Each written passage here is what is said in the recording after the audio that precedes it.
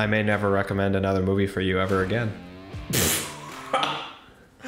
So what did you think about the movie? Andrew is so like butthurt that I don't have this movie as high on my list as he does. Anybody could ask me to watch this movie at any time. I watched it last night, and you could ask me right now, and I would watch it again. Yeah, that's why Will Smith wasn't cast in the role. We do this segment every once in a while where we read comments that we get on some of our videos. So we want to bring that segment back and read some of these comments. Some of them are really funny. Some of them are really appreciative, and they're awesome that someone thought that about our podcast and stuff. But let's start off with one that's a little out there. Welcome to Backseat Directing. We talk about movies, TV shows, comics, and more. We're your hosts, Andrew and Aaron. And we post new episodes every Monday and Thursday. And on this episode, we're doing a movie review on Django Unchained. 3, 2, 1, action.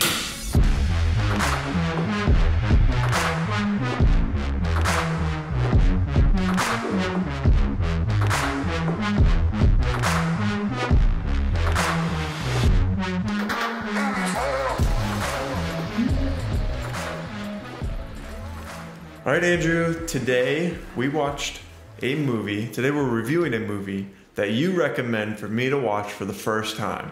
I'm surprised that it took me this long to watch, and I'm sure you are too. It's now 2023, and this movie came out over 10 years ago, back in 2012. We have Django Unchained, one of, if not, your favorite movie of all time. Yeah, it's always hard to define like a favorite movie when it's kind of like the list can be fluid depending on the day, but sometimes I'll consider this my favorite movie of all time, and I hold it in really, really high regard. And today we'll get into talking about why I may never recommend another movie for you ever again.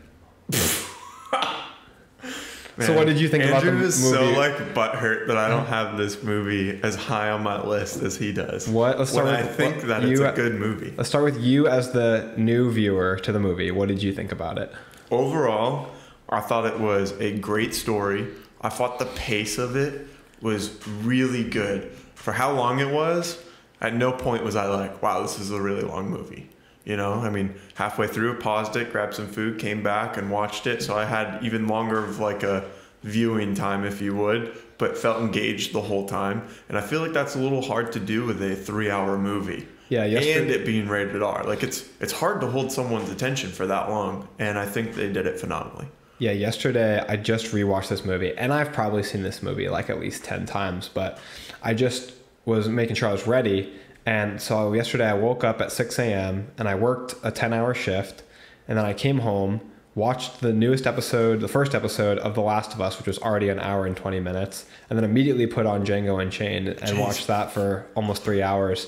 So my eyes were hurting from staring at the screen. I literally had a headache for most of, if not all of, Django Unchained. Oh my gosh. There were long stretches where it didn't bother me because I just enjoy the movie so much, and then I would remember I had a headache. So that is how much I love this movie. Yeah, it was good. And it kind of almost felt like there was like two movies, you know, before Candyland and after Candyland, you know, or at Candyland, I guess. This movie's in arcs, I would say. Yeah. There's like 3 big structures, and definitely Candyland takes up most of that. Yeah, it definitely felt like it could be a part 1 and a part 2 almost, you know, like you really felt, or I really felt like that shift kind of transitioning stories, you know. But yeah, I thought it was a great movie. Right. So spoiler alert for here going forward, we're going to spoil Django Unchained.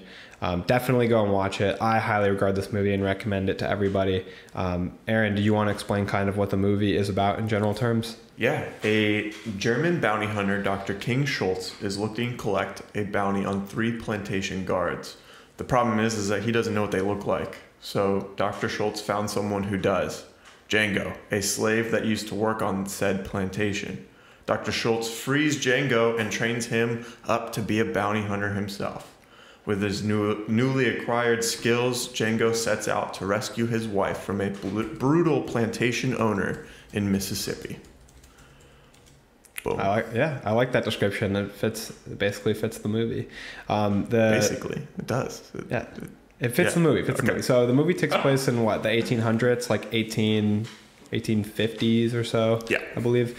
So the time period is definitely very interesting. It makes for a lot of the story elements. It makes for the costuming. So it's a big part of this movie. I believe it's like a few years before the Civil War, right? Yeah. That feels like the era. We could find out pretty easily. Civil War started in 1861, so I think it was like right before then. Yeah. So let's get into like some facts about the movie. Did you want to start off with the budget, revenue, and ratings? So this movie, I've already said it, came out in 2012, rated R. It's 2 hours and 45 minutes long, and IMDb has it at a rating of 8.4 out of 10. Rotten Tomatoes, Tomato Meter has it at 87, and then the audience score has it at 92%. And then we're kind of doing something new this episode. This is kind of like the first movie that we've really done this before. We have created a backseat directing score. And what we've done is we picked different categories that make up a good movie, and then we add those together to get our score, and then we average that score between the two of us to get the movie score. So the average score for the two of us was 8.15, which sits right around the other reviews, maybe a little bit lower, and Andrew is very upset about that. Yeah, so we broke this down into 6 categories. So my rating was based on story. I gave this movie a 10 out of 10. Acting, I gave it a 10 out of 10. Cinematography, I gave it a 9 out of 10. The score, I gave an 8.5 out of 10. And then for our last 2 core categories, just to balance them out in comparison to how much value it adds to the movie, we did them out of 5. So set and character design, I did as a 4.5 out of 5. And rewatchability as a 5 out of 5. So perfect score there as well for a total score for me of 9.4 out of 10. Yeah, and I ranked the same thing. So story, I gave it an 8 out of 10. Acting, an 8 out of 10. Cinematography, a 7 out of 10. The score was only a 5 out of 10 for me. And then the set and character design, I had at a 4. And then rewatchability, I like to think of rewatchability as how many times out of 5, if someone asked you, do you want to watch this movie? How many times will you say yes? And I put it at a 50%, so I gave it a 2.5 for the rewatchability, which gave me a score of 6.9. Anybody could ask me to watch this movie at any time. I watched it last night, and you could ask me right now, and I would watch it again. Yeah, and you watched it last night under some pretty rough circumstances, and it sounds like you still enjoyed yourself a lot. I would just be excited at the concept of somebody wanting to watch this movie, because I really do love it. Those are our personal subjective scores for the movie. And I think that it comes out to a pretty fair rating since it's so close to what everyone else considers it. IMDb had a 8.4? Yes. So ours is right, just a few ticks off of that. Yeah, the thing that I like about our scoring system is that there's like reasoning behind it. You know, like you really have to think through the different aspects of the movie, to where like maybe right off the bat you'd be like, oh, that was a 9 out of 10. But then you kind of work through each little aspect, and then you realize that your score is maybe a little bit lower or a little bit higher based on breaking the movie down. That's where we got to decide what we like about the movie and defend it in our own minds, because it's really easy to say that movie was bad. And then if somebody asks why, it's a little more complicated to explain. So we have to be able to do that in order to talk about our opinions, you know, in this setting at least. Not that everyone has to be able to defend their opinion. Your opinion's your opinion. Right. But I'd like for us to be able to have some reason behind it if we're going to tell other people on this kind of platform what we think. Yeah. But let's get into who is in front of and behind Before we do so, I just wanted to mention the budget. We had $100 million for the budget, which at the time, and might still be the highest budget that Quentin Tarantino had for a movie. And then the box office brought in $426 million. So pretty darn successful for a 3-hour rated R movie. Yeah, rated R movies always have to be looked at through that lens too, because it really limits who can go to see it. Right. Also, you have to look at the rating through that lens as well, because this movie had a lot of controversy around its like gratuitous violence and its gratuitous use of, you know, racial slurs, and kind of its approach to not only the writing but the story, you know, being written through the eyes of a white writer and filmmaker. So I think that is something that the rating still turned out really well despite all of that controversy. So that's a lens you got to look at it through as well. Yeah, definitely. All right. Behind the camera, in front of the camera, who made this movie? All right. So behind the camera, We have our director and writer, Quentin Tarantino. He tends to write his own movies. We talked about him before on the podcast. He's a really big name in filmmaking. He's done some of the most acclaimed, biggest, most original movies of all time, things like Pulp Fiction, Reservoir Dogs. He made Once Upon a Time in Hollywood, Inglourious Bastards, and I think Django Unchained is his best movie. I know that might not be a popular opinion. A lot of people are going to go for Pulp Fiction or Inglourious Bastards. It's what I normally see online, but I think this movie surpasses them, especially in terms of the writing, the story. Normally he's very, very skilled with writing dialogue. It's snappy, it's witty, it keeps you interested. But I think in this instance, the story matches that. The story and the dialogue are him at his peak. And then the cinematographer for this movie is Robert Richardson, who has done a lot of work with Quentin Tarantino in the last 15 years. Or even more so, going as far back as Kill Bill. So Robert Richardson did Kill Bill, Inglourious Bastards, Once Upon a Time in Hollywood, and The Hateful Eight, as well as this movie with Quentin. And then he's also worked with other genius directors like Martin Scorsese, doing movies like Hugo, The Aviator, and Shutter Island. So Robert Richardson is a vet, and these movies look absolutely fantastic. I know that Tarantino wanted to approach this movie definitely with the style of a classic spaghetti western, so they took that into account when they were doing like the backdrops. So like the distant mountains that you'll see where sometimes they look like a tarp or a set is a purposeful reference to the spaghetti western style where they were limited and had to do that. So that's a replication of that style. It's done on purpose. This movie, in terms of cinematography, before I go on with two more things that to me are really cool in this movie cinematography, is there anything that you noticed that you liked about it? What did you give the cinematography, an 8? A 7. A 7? Okay. And part of the main reason I think I maybe docked 1 point off is for the really fast like zoom in pans. I didn't really enjoy those very much. But other than that, I think it was very well shot. So let's talk about something here for the audience. What's the difference between a push-in shot and a zoom, right? So a push-in is the camera itself moving forward. So it might be done on like a dolly, or it might be the camera's on a track or handheld, and they're going to push into that character, which kind of mimics the way our eyes would see moving towards something because we're walking. Zooms are actually like on your phone, like say you're on Snapchat and you pull your thumbs apart, the camera zooms in, which mimics something that is not familiar to the human eye. It gives like an unnatural feeling. And maybe this is why you don't like it, but the zoom kind of draws attention to the fact that a camera's being used, that, you know, there's something mechanical going on that our eye doesn't naturally do. Our eyes don't naturally zoom. We have to get closer to something for it to get bigger. But I really thought that matched with the snappy style of the dialogue in the story, the way that the dialogue really keeps you in. The story can change in a whip in a moment where suddenly someone's being blown apart. I thought it fit the tone, and that's one of the reasons I was going to put down for a while. I love the cinematography is the zoom shots and also the close-ups, because the camera, whether it's the camera physically or the shot itself, is very close to the actors' faces in a lot of instances in this movie. Mm-hmm. It's honestly like a theme. If you watch it back, if you haven't noticed this before, I love up close shots, tight shots. I love those kind of shots. And I also love when movies do pick stylistic choices. But for me, this just wasn't my favorite. Yeah. You know, and like I respect that they did it, and I wouldn't ask them to take it out. But it's just a stylistic choice you did not enjoy. Right. I'm keeping my cool, man. Look how composed. I know, you guys should have seen him before we started this episode. He was about ready to fight me.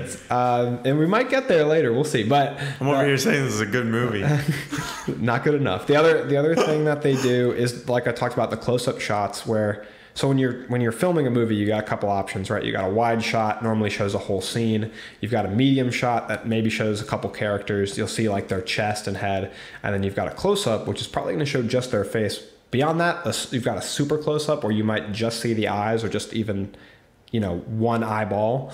But a lot of this movie is the close-up shot where it's just the character's face. It gives the actors a lot of control over that shot to express a lot of emotion. There's one that holds on Samuel L. Jackson's character Steven for a while, where he is just infuriated at seeing Django basically have so much more autonomy than he does.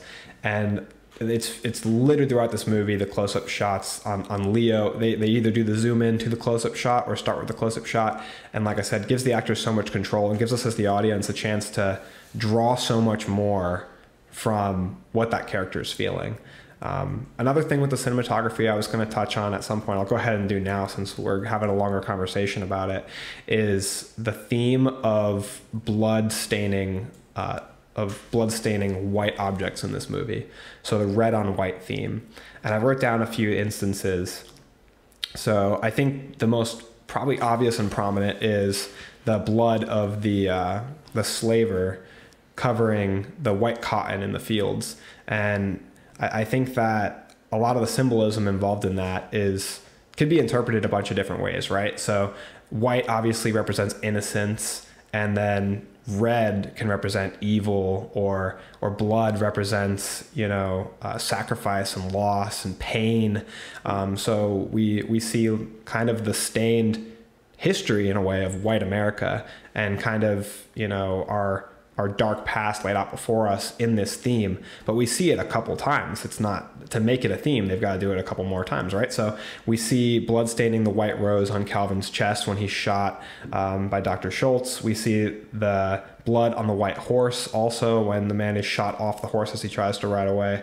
And then we see, which I believe we see multiple times in instances, because the one I'm thinking of is where Big Daddy shot off his horse. But then we also see blood staining Stephen's white sleeve after he holds Calvin's corpse in his arms. So it's something a bunch of times in this movie that really stood out to me, upon rewatches more and more. It always blows my mind how much detail goes into making a movie. Yeah. And the purposeful detail, right? Yeah, you have like all these different story beats and character arcs and stuff, but then you have these like little itty bitty details that tell a story within themselves that maybe you don't pick up on right away, or maybe it takes a few watches to really notice the symbolism of all this stuff. And like that stuff had to be thought out, had to be planned. And it's just crazy how much kind of goes into all of this. And every time you see one of those like really tight shots, I always think of like, wow, they had to do the scene a bunch of times, right? Mm-hmm. Because when the camera's that close, Yeah. Which means all the other actors are not being recorded at that time. Most likely, probably 9 times out of 10, they have a tight shot on that one actor. They're acting kind of on their own at that point with the camera real close to them. And then when they are back at a wider shot, they're doing that same performance again and again. And since there is a lot of up close shots, you have to redo a lot of scenes a bunch of times to get those different beats from every person. And this, I believe, was one of his longest shooting films that it took for him to get done. It took 130 days to shoot, which is one of Quentin Tarantino's longest shooting span. Yeah, that's like over 4 months. Yeah. For people who like maybe aren't thinking about it in this sense, like if the actors if they live in California and the movie's being shot in Georgia, I mean, just think about the long periods of time they're away from their family. Even if there's brief interludes where they can maybe fly home and spend some time, it's majority of their time they're across the country from their family, all of the cast and crew. Yeah, most of the times movies aren't shot in one location either. They'll go and shoot like in the mountains to get the snow scenes, and then they come back to the studio and shoot whatever scenes, and then they go out on the ranch and shoot those scenes. Like, it's not all in one location, Yeah, that's definitely something to consider too. It looks like so they started principal photography in California when they started filming in 2011, and they continued filming in Wyoming, and in Louisiana, New Orleans. So that's just 4 states, that they filmed in. And also this movie was filmed in the anamorphic format, which is something we talk about in depth in our Batman episode. If you guys want to check that out, our episode on the Batman. And they filmed on 35mm film, which using an actual film camera isn't all that common nowadays. I mean, it's something Quentin Tarantino always does. Chris Nolan usually shoots on IMAX film camera. Martin Scorsese shoots on film. So a lot of people are shooting digital nowadays. So it's always cool to see a movie like this shot on film. And that's probably why Robert Richardson works in contention with Martin Scorsese and Quentin Tarantino, because they got to pick somebody who, is familiar with shooting on film.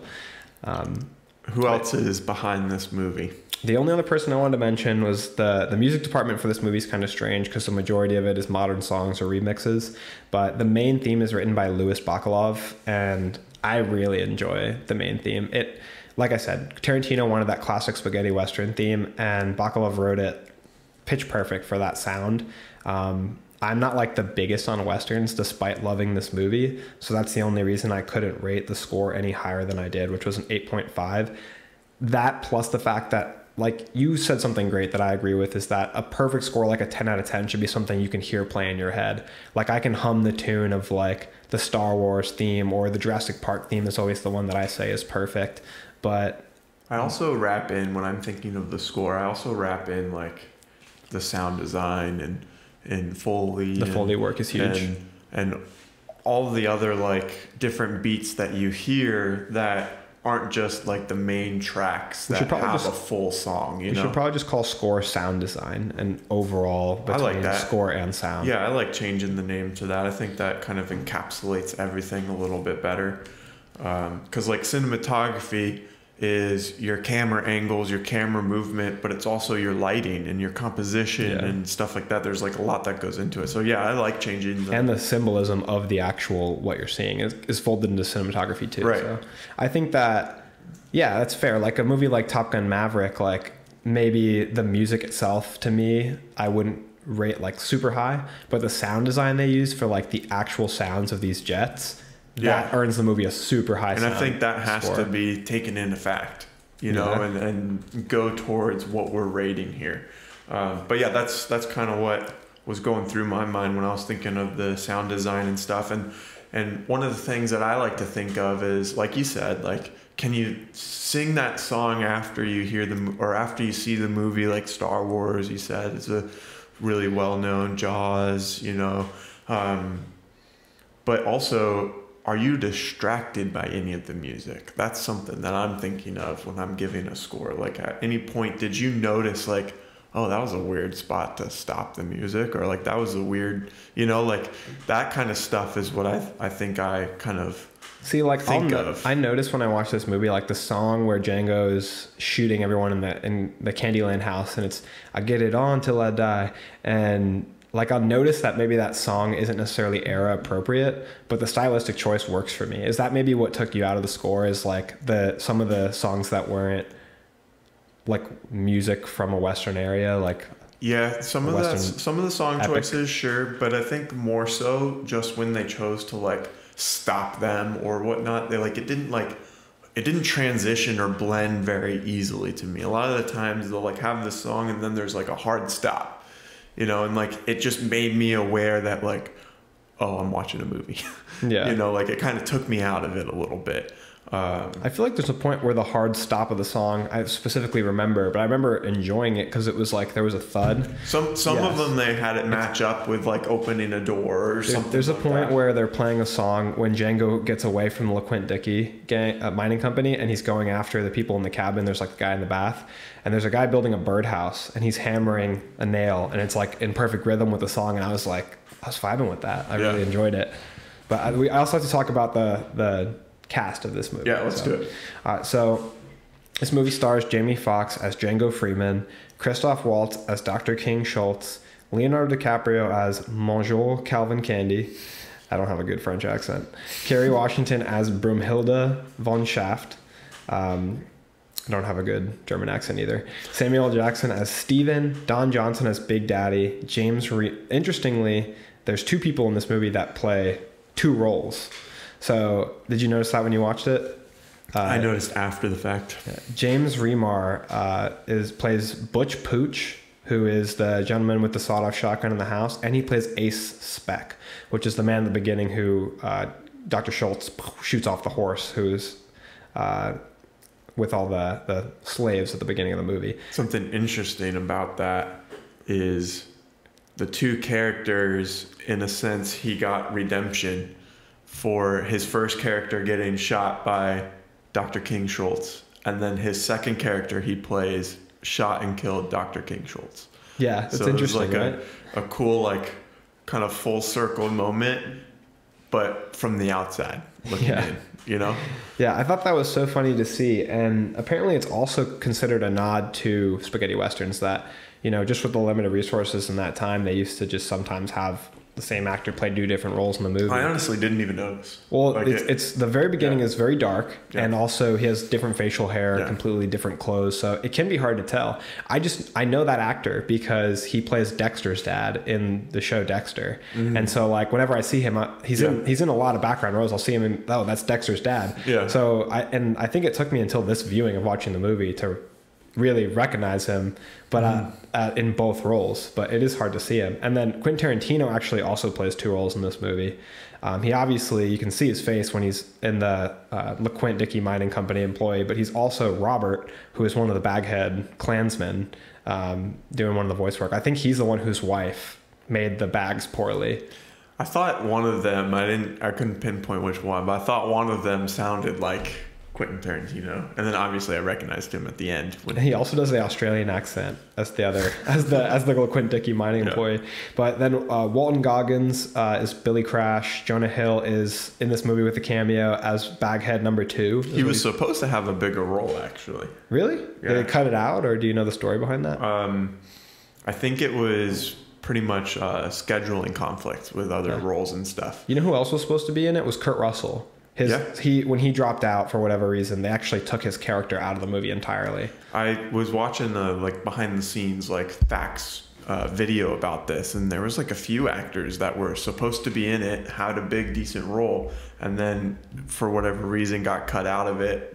Mainly it sounded like from scheduling conflicts and stuff. But in that video, which I guess I'll grab the name for you. It's called 30 Facts You Didn't Know About Django Unchained, from The Why. That's the channel name. When they were talking about these parts that were taken out of the movie, they were showing pictures of a comic book that was these parts. So there must be a comic book out there that goes over the full story of how it was originally written. Yeah, I think it was made after the fact, if I'm not mistaken. No, you're right. Yeah, it was made after, but it apparently has those beats that were originally in the script. Movie. That's awesome to know. The way it was originally made. Yeah. But Kurt Russell's obviously in The Hateful Eight, so I think that Quentin Tarantino had been wanting to work with him. But a big star who did make their way into their actual role in this movie is Don Johnson, who plays Big Daddy, and I immediately was like, hey, that's the guy from Knives Out. But yeah, his role as Big Daddy is hilarious, and this whole movie is actually really funny. But that's the names that I have for the cast. Did you have anything about the cast who you were impressed with?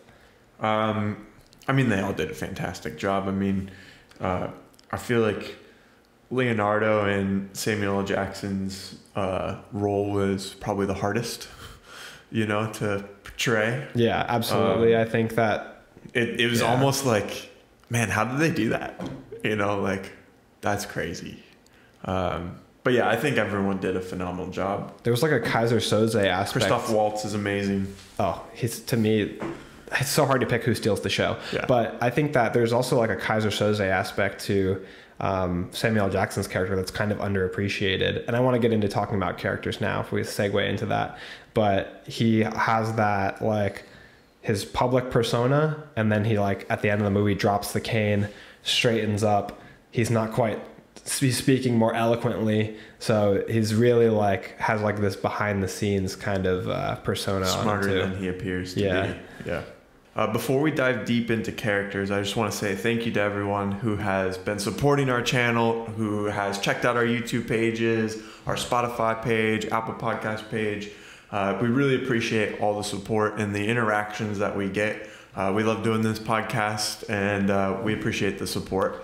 Yeah, we love the positive and negative interaction, which we get our fair share of negative interaction as well. Sometimes the negative reactions are funny. Yeah. It's just man, you went out of your way to just throw some heat, you must be having a bad day or something, because why? That was so unnecessary. I know we haven't officially talked about doing this segment, but we sometimes will discuss comments and review them. There's somebody, I posted a video kind of reviewing a little bit of the movie Fantastic Mr. Fox, and I got a comment who said okay, grown man with a rolling eyes emoji, because I was excited and enjoyed an animated movie.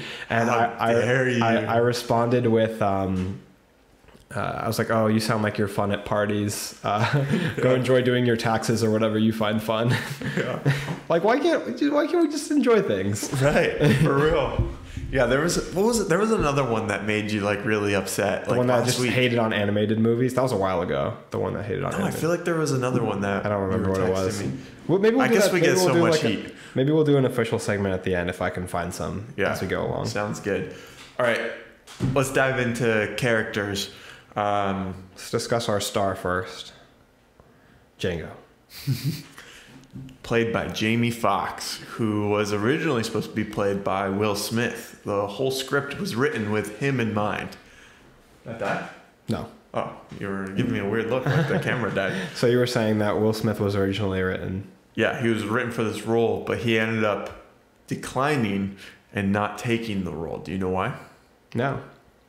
So he said that it seemed like it was kind of confusing at first trying to find the answer, but then I found a little interview with him, and he was saying that he typically reads like the first portion of the script and the end of the script to kind of see like what the character arc was, and he wanted the story to be the most epic love story that has been written for the Black American folk.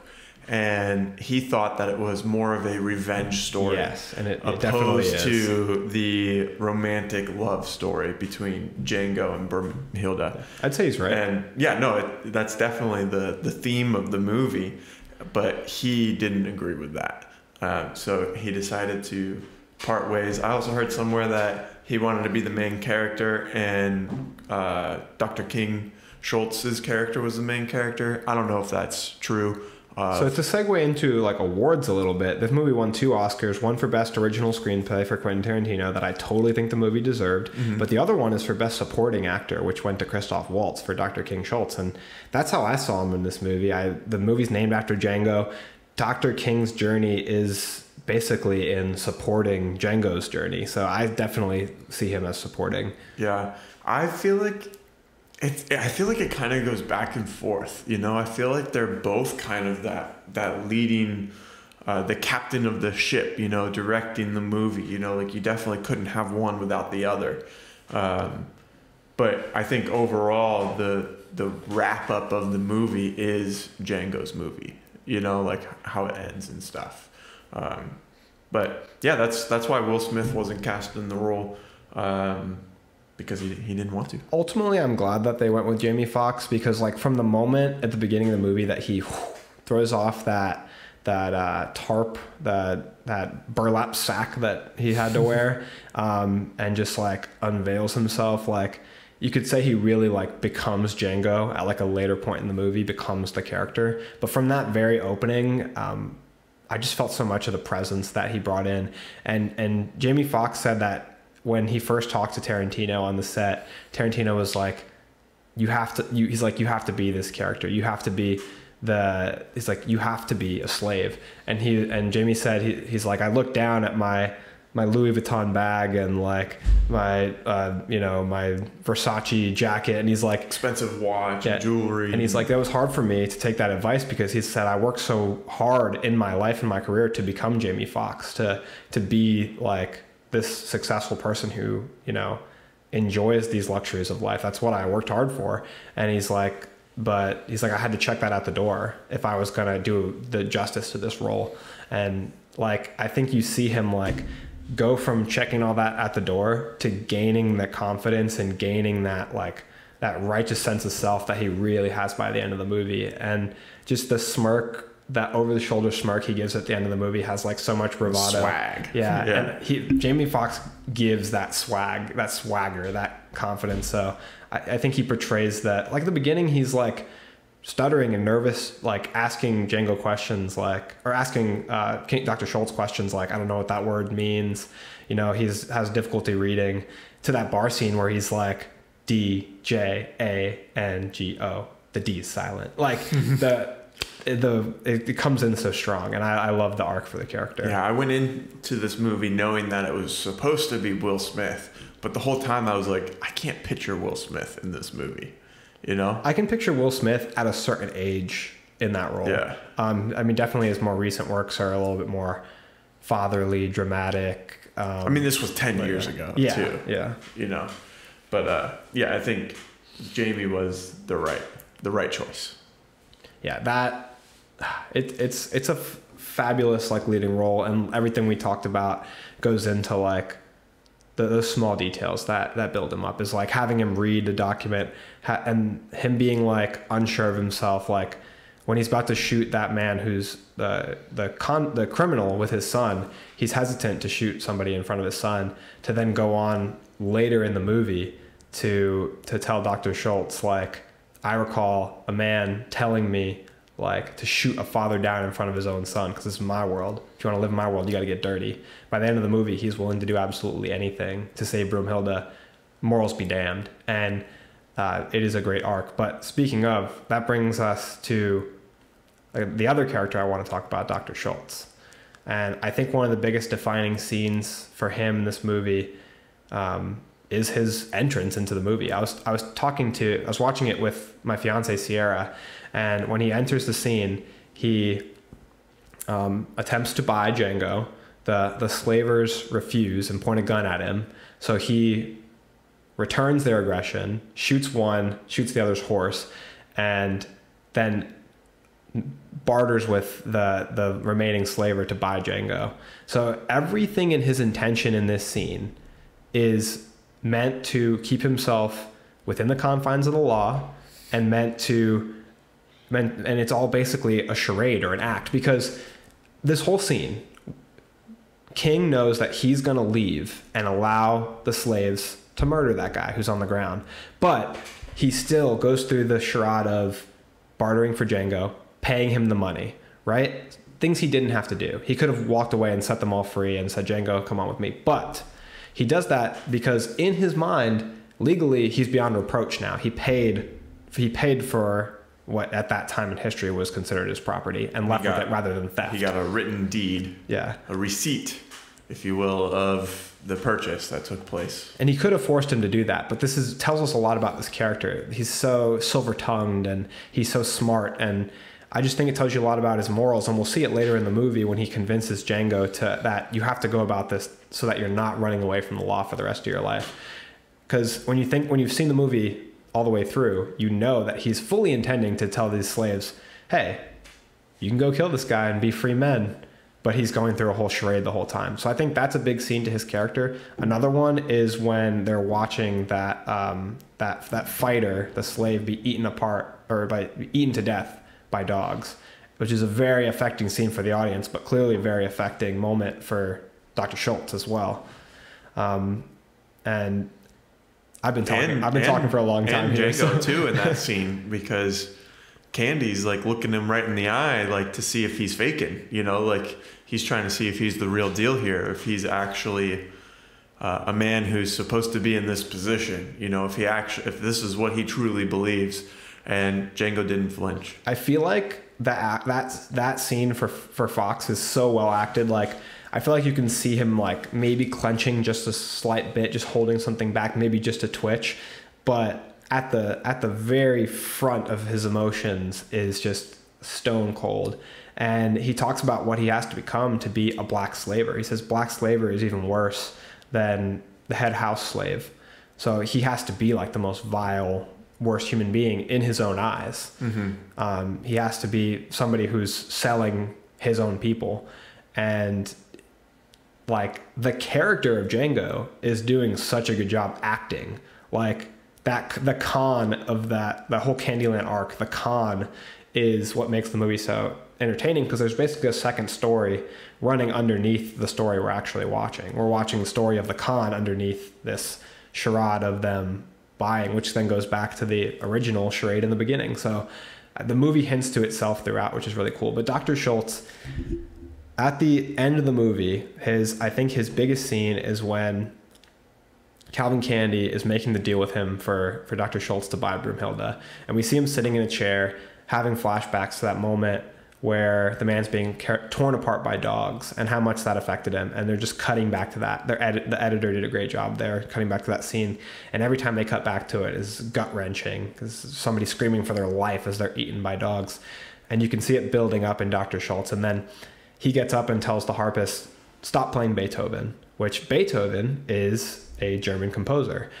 He doesn't want to hear something that is reminding him of his home, of Europe, where slavery is not so commonplace. Growing up somewhere he's not used to seeing this, so he bats her hands away from the harp to get her to stop playing that.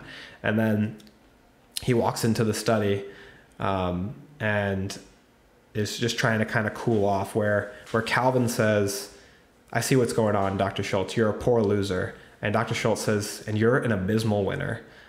Do you think there was a component of Dr. Schultz that was part of it was that he lost? Or do you think it was truly what Dr. Schultz responds with, which is that he was just in that moment thinking about the man who was torn apart? I think he was going through all of the emotions, I feel like in that scenario, to be the loser is very heavy, because people's lives were taken. I think there's a lot of him that is a selfish character too, if you watch closely, because in the beginning he says he abhors slavery, but in this instance it will play to his benefit. And if he can get I believe at that point it's the Schmitty-Bacall gang. No, it's before them. But if he can get the three brothers, he'll get like $1,000 or so, or thousands of dollars. So in that instance, he'll greedily put his morals aside and basically condone slavery to get Django to do his bidding so he can help him find the brothers. So I think that reveals him to be like ultimately selfish, even if later in the movie he has a bond to Django. Even when he says to Django, like, Django says, "Why are you helping me?" And he says, "Well, I've never given somebody their freedom before. I feel obliged to help you along your way." That's still him drawing it back to a selfish motivation, because he feels like it's something that he feels no longer ownership over him, but he feels kind of like maybe in a way like a parental figure, like Django's now an extension of himself because he gave him freedom. So it's still a selfish motivation. So I think that there's something in him that was that poor loser that Calvin Candy was talking about. But I absolutely love that scene when he's forcing him to shake his hand. And I love the line before that where he says, normally I would say Auf Wiedersehen, but because that means until we meet each other again and I hope to never see you again, to you, sir, I will simply say goodbye. I love the dialogue in this movie, so perfect. But Christoph Waltz absolutely deserved Best Supporting Actor for this role. I think it's his best role. I think it's one of the best ever written and performed role, because every moment that Dr. King Schultz is speaking, I am like glued to the screen just to enjoy. He has such impeccable diction, and it's so cool. The joke at the beginning where he's like, "Oh, excuse me, English is a second language," because he speaks it better than all the American characters in the movie. Yeah. But I love him so much. But too many characters to dwell on him for too long. We can talk about Calvin Candy. What did you think about Calvin? I mean, he's hard to watch. Leonardo DiCaprio really encapsulated the character. He did a good job of really, really, really making you hate the character. And part of that is just how he was written and how this movie and Quentin Tarantino didn't stray away from maybe the reality of how things were back in that day. Of all the racial slurs, how brutal slavery was. It wasn't glorified in any way. And I think that's part of the reason why this movie has such an emotional impact on the viewers, because it's so real that you don't want to watch at certain points. Yeah.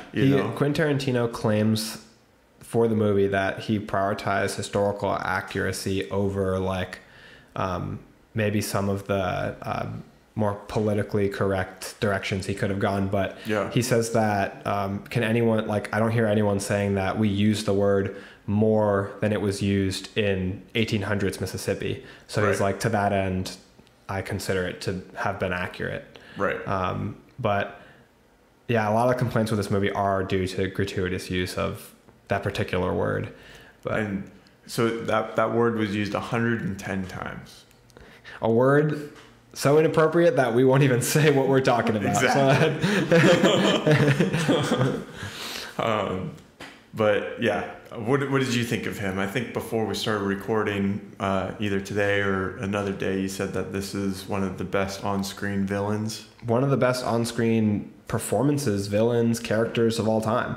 I said earlier that the performance of Calvin Candy is right up next to Heath Ledger's performance as the Joker for me. It is that iconic not only as a villain, but as a role or performance or a character. And it's so well done. Like, upon rewatch, I enjoy it more and more every time.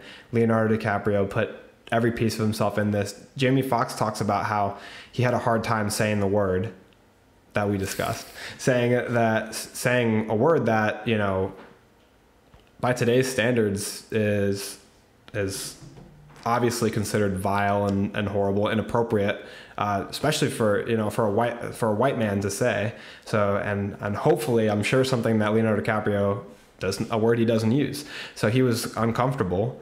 And how did he put it? Samuel L. Jackson told him, like, get over it, mother effer. It's just another Tuesday for us. Look at the role I have to play. And Samuel L. Jackson has to play the head house slave, a completely despicable role as well. So Jamie Foxx said the next day that Leonardo DiCaprio came on set and he said, "Hey, Leo, what's up, fam? How's it going?" And Leo just walked right past him and didn't say a word. They told him he had to consider that entire race of people subhuman to himself. So that's what he did from then on. And, you know, Calvin Candy is, I don't think it could have been played by anybody else. Obviously we could talk about the dinner table scene where he smashes the glass. A lot of us by now know that in that scene, Leonardo DiCaprio smashed his hand on a small stem glass and cut his hand wide open and was bleeding all over the place. If you rewatch the movie, you can see there's a part where he notices, looks at it, and he continues to stay in character and picks pieces of glass out of his hand while he talks. Still keeping up with his lines, still keeping up with his character. And then he also had the idea to smear blood across Kerry Washington's face. Kerry Washington liked it, Quentin Tarantino liked it, so they got fake blood for that portion of the scene, which I think was important. Definitely. But yeah, that scene is one of the best acting scenes in film history, in my opinion. I mean, Leonardo DiCaprio really just, like, his rage at being completely hoodwinked, and the character of Calvin Candy's true evil nature, like, comes to the surface in that scene so well. Yeah, I didn't even know that he, like, actually hurt his hand, like, going into the movie. So at first I was like, where did the blood come from?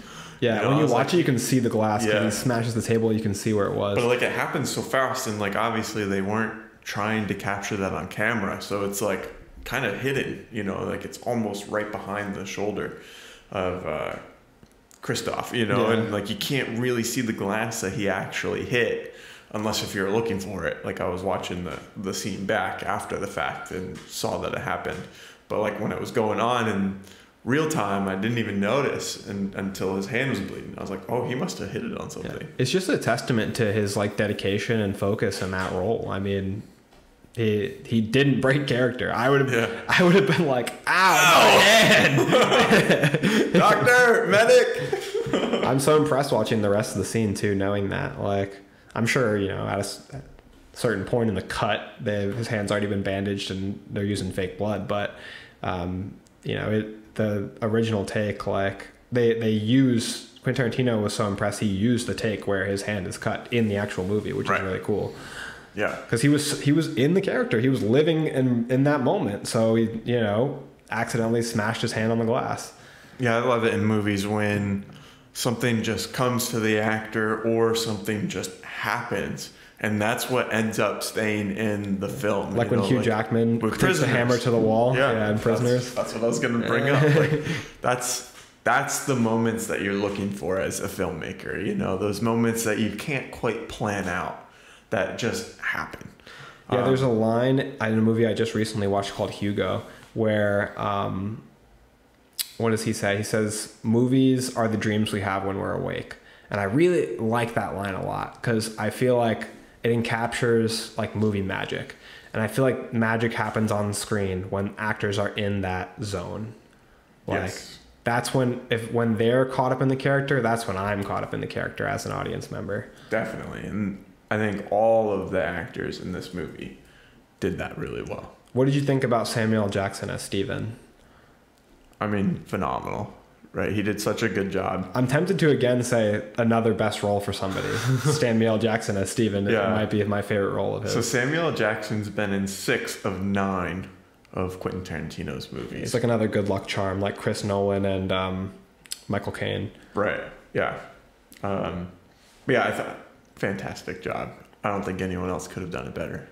You know? I don't know if it was Tarantino that said it. Somebody said that if anybody else played that role, it wouldn't have worked because the character would be too hateable. And it is a vile character, but because it's Sam L., I think it's just a part of it that gives it like that, you know, that it factor that makes it work. Because Right. he is despicable, but he's also Samuel L. Jackson, who we all love. Right. Yeah. Man. See, that's part of why on my rewatchability, so you have it a 5 out of 5, you'd watch this movie whenever. I feel like I have to be in a certain mood to rewatch this movie, you know, because some of it's hard to watch. Yeah. You know, like namely the scene with the dogs, I think. Right, yeah, and like the story itself, the movie itself is a really good movie. But if someone asks me 5 times, I'm not going to say yes to watch it every time because it's hard to watch at certain times, you know?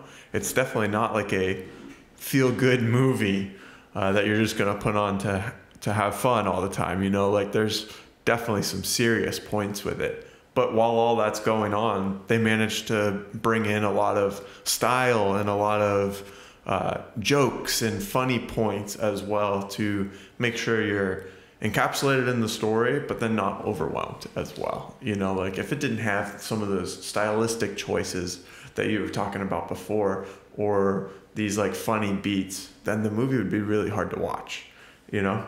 Yeah, absolutely. That's why I rank this movie so high, because I've said before, I think the perfect movie is based on having all of the ingredients, right? So like this movie has action, obviously, you know, a huge amount of action. It's got romance with Broomhilda and Django, and it's got comedy, like unexpected amount of comedy. Like I'm laughing out loud watching this movie, and Sierra on the couch behind me is laughing out loud watching this movie, which I didn't expect. But like, yeah. There's scenes that are so funny, like when they're all complaining about the eye holes in the bags. He's like, and all that matters is that the horse can see. I don't care if you can see.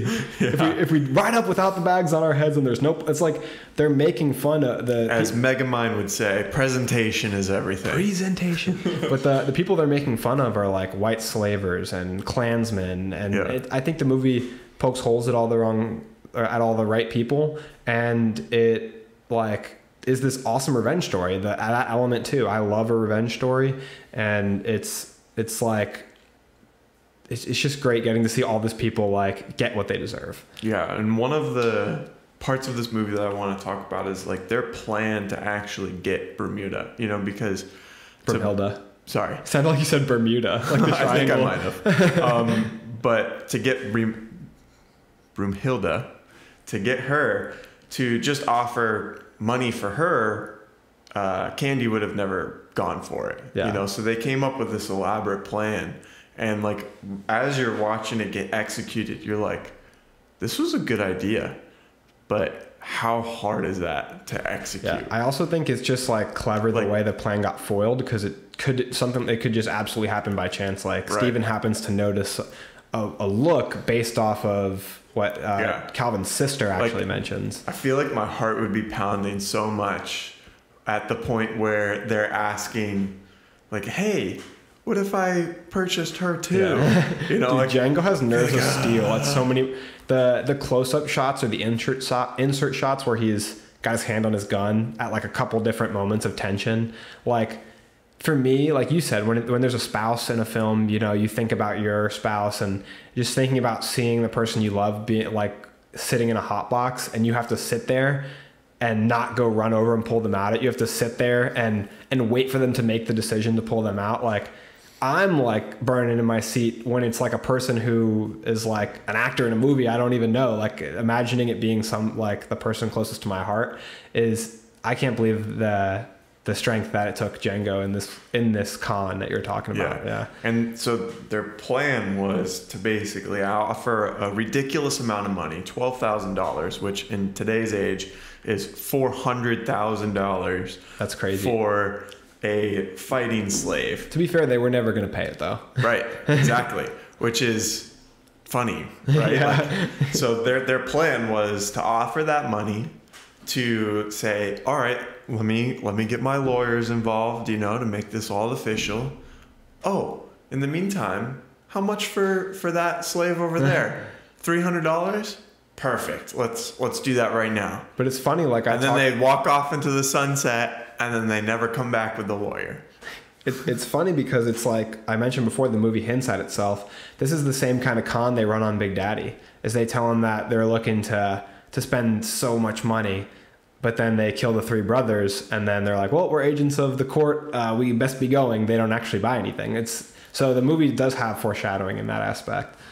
So we kind of talked about the story through all the characters and stuff. I want to kind of go into our backseat directing segment, where we sit in the director's chair and kind of critique and throw in some of the changes that we might add, or some of the things that we'll reinforce and keep in the movie. So Andrew, for our backseat directing segment of this episode, what do you got? Okay, so we talked a lot about what I would keep, and just to reiterate, performances I put as a 10 out of 10. I would keep that. The dialogue is fantastic. Yes, casting's amazing. The dialogue's some of the best in any movie I've ever seen. The action's great. The comedy's hilarious. The romance is great. And in all caps, I wrote zoom shots, even though Aaron doesn't like them. Did you have it in all caps literally before I said anything? Really? I did, yeah. And then that's hilarious. What I would change about the movie, for one thing, through the eyes of my older self, because this movie came out in 2012 when I was 13, I would add a more prominent female role, like a more complex female role. I think Kerry Washington did a really great job with Broomhilda, but I think she was very much like kind of the sideline role. She performed it very well, but I think there could have been more in the script for her to kind of chew on as an actress. So I would maybe add another prominent female character, because the sister of Calvin Candy isn't that important. But then you got to understand the time period too. It's definitely a time period where women were relegated to the sidelines based on the 1800s and didn't get the respect they deserved. It doesn't mean the movie couldn't play on that to try and have a character in there who was trying to fight for that presence on screen. But the other thing I would change is, and this one is impossible, but I would change it so that the writer isn't a white man, because it makes some things in this movie a lot harder to swallow. Which you couldn't change yourself, because you're also a white man. Yeah. But it is, Quentin Tarantino is the reason that I love this movie in a sense, because the way he writes dialogue and the way he writes scripts is just, in my opinion, really second to none. And the main problem lying in the fact with the material that he's drawing from in this historical context, in order to tell this story, there was a lot of things that kind of are no longer politically correct involved in the story. So but overall, the movie is what it is because of Tarantino. Yeah. No matter what people might think about him personally. Yeah. I don't really have any backseat directing for this. I feel like for me. So you do think it's a perfect movie? No, I think you have nothing to change? I don't have anything to change, but I think it's. And that's a wrap. We should just end that right there. That's hilarious. Just a quick zoom in pan of your face saying, and that's a wrap. Gentlemen, you had my curiosity. Now you have my attention. It cuts out. No, I think what you should actually do though is cut the episode there, and then you can pop back in if you want to cut out this middle part. That's hilarious. Play Django, old spaghetti western style credits. All right, let's move on then. So we do this segment every once in a while where we read comments that we get on some of our videos. So we want to bring that segment back, and read some of these comments. Some of them are really funny. Some of them are really appreciative, and they're awesome that someone thought that about our podcast and stuff. But let's start off with one that's a little out there. Okay. Yeah. We'll end on the positive. We have at least one positive one, I know. So the context of this video is that Aaron and myself are talking about Top Gun Maverick versus the original Top Gun that came out in the 80s. So we're talking about how sometimes it's harder to tell what's going on in the original Top Gun, right? Which is just something that makes sense. If you made a movie in the 80s flying planes, it's not going to look as good as we don't expect it to look as good as a movie that came out in 2022. Yeah, specifically hard to follow on some of the aerial shots of the planes. Hard to, and it's hard to see, to tell, like, oh, did they shoot that plane? Is this plane following them from behind them, or is it the reverse? Because we can't see wide shots of two planes flying. It's just what they were limited to. And the comment that we got was, probably because you weren't raised to have imagination and listen to what they said. You're saying you need a picture book in order to follow. And I don't know. I feel like I took that personally. Because I feel like I took that personally. I feel like I have a very creative imagination, and it's something that I really appreciate, that a characteristic that I have. Yeah, because you create. Like, I mean, you create product videos. You love making we made a parody show. Like like I love making things, and specifically I love making videos and films. And I know you're making a comic book. You're drawing. You're an artist. Yeah. So I was like, man, like, she doesn't. How does that even make any sense? So this is what I said back to her. Yes. I said, someone else said the same thing on her YouTube page. I don't understand how having imagination is related. We said Top Gun Maverick is a better production, has better shots, a better edit and effects. Movies are a visual medium. So yeah, if it's not as visually appealing or doesn't convey the story as well through images, then it's not as good. And again, we were just saying how, like, it was done better in Top Gun Maverick than it was in Top Gun. We never said Top Gun was bad. We can acknowledge that there's 30, 40 years between the movies. Yeah. We know it got better. But if you put the two movies next to each other and we're comparing them, we have to compare them, you know? We can't just Top Gun Maverick was clearly better. Yeah. Execution of the production. I also feel the need to respond to the line that we need a picture book in order to follow.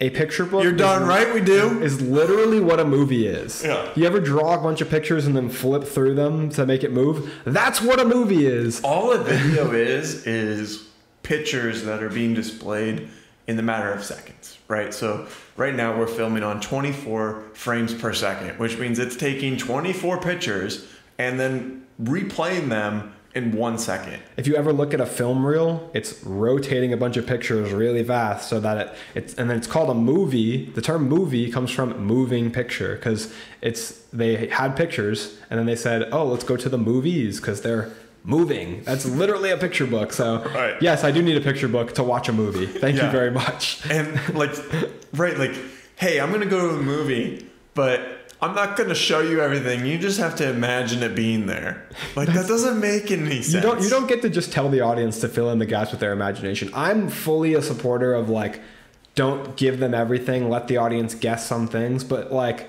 you can't just say that, like, if something's confusing or hard to follow. We're also a big proponent of, like, show, don't tell. Yeah. You know, like, tell us a story within the images that are outside of the dialogue.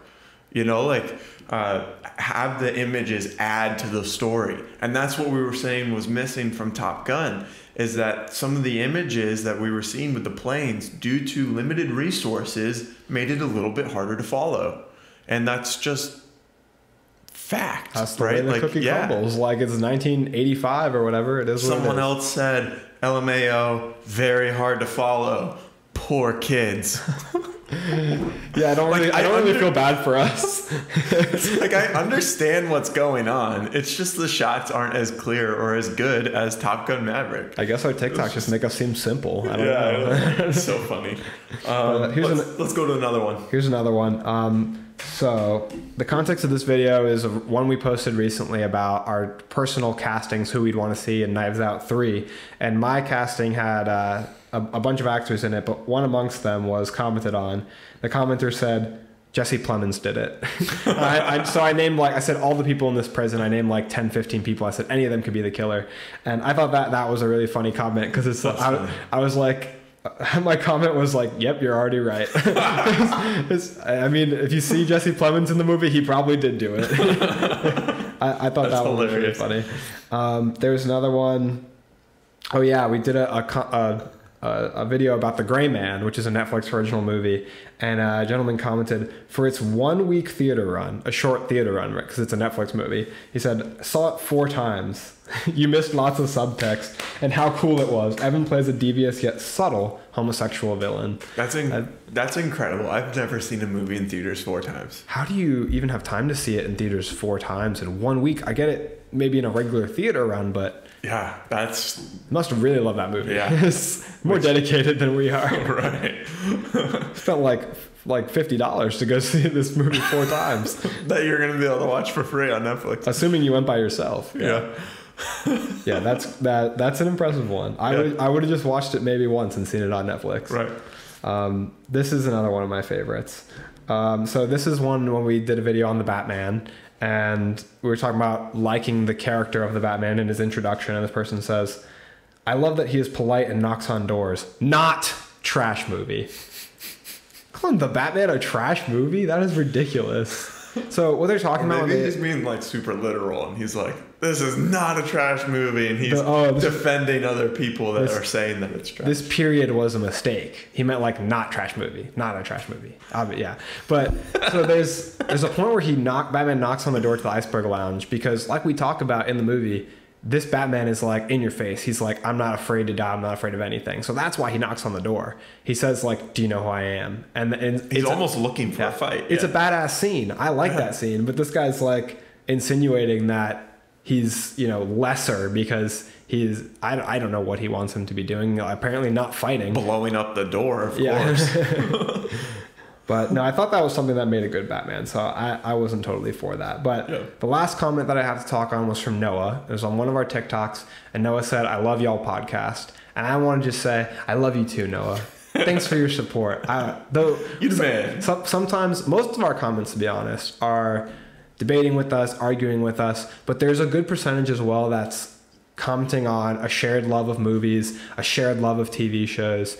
In a way, even we're joking with that gentleman too. I know that he was kind of, being a little aggressive with us in the rest of that comment, but good for you if you saw a movie 4 times. I love movies. I hope the rest of you guys do too. I hope that's why you're here. So people sharing a love of movies and even people commenting tell us they like the podcast, or we got people on your Anamorphic Lens video saying this is great, keep spreading information, keep making content.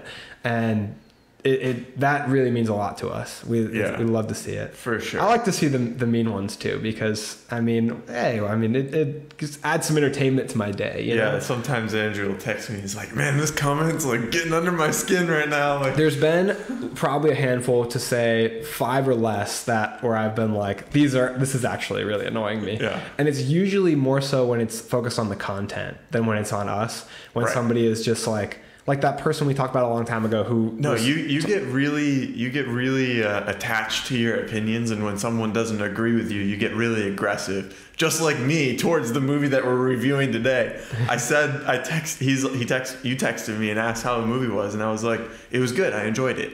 And you were like, that was a lukewarm review. You must have hated this movie. And I was like, dude, I literally just said it was good. I like this movie. He sent me his original rating, which was below a 7.0. And I said, you better tell me that this is not for Django Unchained. Just lie to me and tell me it's not your rating for Django Unchained. Well, that was also before we adjusted our criteria. Adjusted our score, but I'm still at a 6.9, so suck it. I want to maintain the friendship for the rest of the podcast. I'm doing my meditations. It was episode 54 when everything went downhill. But yeah, we really appreciate all the interaction, especially as of late in all our comment sections. Yes, and make sure you go check out our TikTok, our YouTube, our Instagram. That's where we're posting every single day, little pieces and stuff from our podcast, and also some other random things of just things we're watching, what we're reading for comics and all that stuff. So go check those out. Also, TikTok kind of seems to go in waves. Where we get a bunch of videos that are getting a couple thousands of views, And then we get a couple videos that are getting like 100, 200 views. And right now we're in the 200 view phase. So head over to our TikTok and help that change to show the algorithm that like people actually want to see this stuff. We'll cover Ant-Man and the Wasp: Quantumania soon. Maybe it'll give a slow resurgence. Yeah, there we go. All right. Anything else you want to say for this episode? No, I feel like I've said my piece on Django. I'll never be able to change your mind, which, although unfortunate, is just one of the, I do tend to like movies more and more the further I get from watching it that first time. Which is a different approach from me, but I respect you have your own approach.